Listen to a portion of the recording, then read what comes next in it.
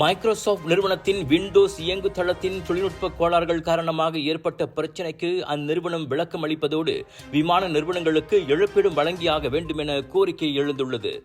அந்த உலகளாவிய மென்பொருள் செயலிழப்பால் ஏராளமான விமான நிறுவனங்கள் மில்லியன் கணக்கில் நஷ்டமடைந்துள்ளதாக கேபிட்டல் ஏ பெர்ஹார்ட் தலைமை செயல் அதிகாரி தான் ஸ்ரீ டோனி பெர்னாண்டஸ் கூறியுள்ளார். கிரவுட் ஸ்ட்ரைக்கின் மன்னிப்பை ஏற்கிறோம், ஆனால் மைக்ரோசாஃப்ட் நிறுவனத்தின் விளக்கத்திற்கு இன்னமும் காத்திருக்கிறோம் என அவர் சொன்னார். இந்த தொழில்நுட்ப நிறுவனங்களுக்கு கருணை என்பதே கிடையாது. கோவிட் காலத்தில் அப்படித்தான் எங்களை நடத்தினார்கள். இன்று அவர்களுக்கு ஒரு பிரச்சனை என வரும்போது மட்டும் அதை நாங்கள் புரிந்து கொள்ள வேண்டும் என எதிர்பார்க்கிறார்கள் என தனது லிங்க்டின் பதிவில் டோனி பெர்னாண்டஸ் காட்டமாக கூறினார்.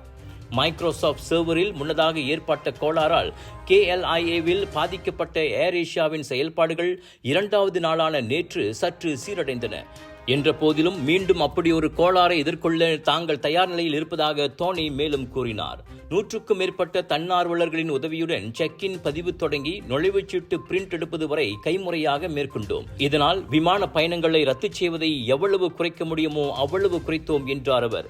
சில பயணங்கள் தாமதமானாலும் அனைத்து பயணிகளையும் அவர்கள் செல்ல வேண்டிய இடங்களுக்கு பாதுகாப்பாக கொண்டு சேர்ப்போம் என்று டோனி உறுதியளித்தார். இந்த கிரவுட் ஸ்ட்ரைக் கோளாறு காரணமாக உலகம் முழுவதும் கணினியின் பயன்பாடு ஸ்தம்பித்தது. அதனால் 1400க்கும் மேற்பட்ட விமான பயணங்கள், வங்கி சேவைகள், மருத்துவமனை சேவைகள் பாதிக்கப்பட்டது குறிப்பிடத்தக்கது.